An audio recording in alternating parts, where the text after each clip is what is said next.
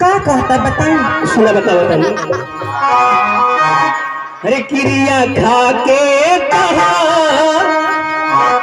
ईमानदारी से, अरे क्रिया खा के कहा ईमानदारी से, प्यारे नहीं हरा तक जाही ससुरारी।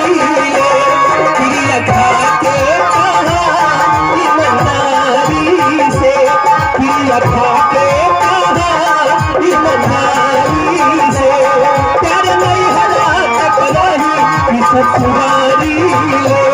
प्यारे नहीं हरा तक जाही ससुरारी।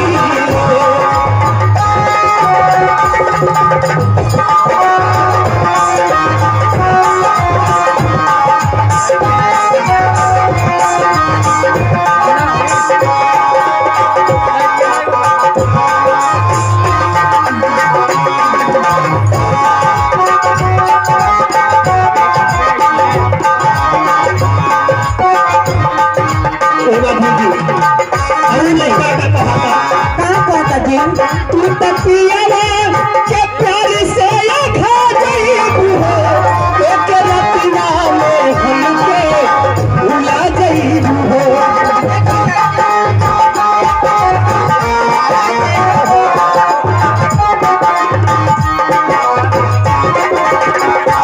तू तकिया के प्यार से खा गई हो, एक रतिया में हमके भुला गई हो।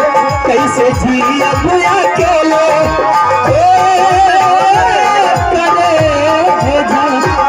कैसे जिया अकेले बेकरारी से, कैसे जिया अकेले बेकरारी से, प्यार नहीं हरा तक जाही ससुरारी।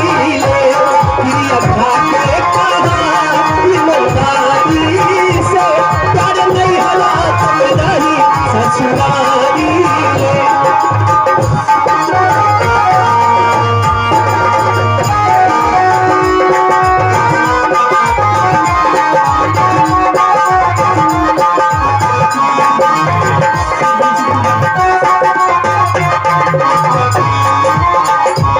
जब से नैना लड़े बात आगे बढ़े, जब से नैना लड़े बात आगे बढ़े।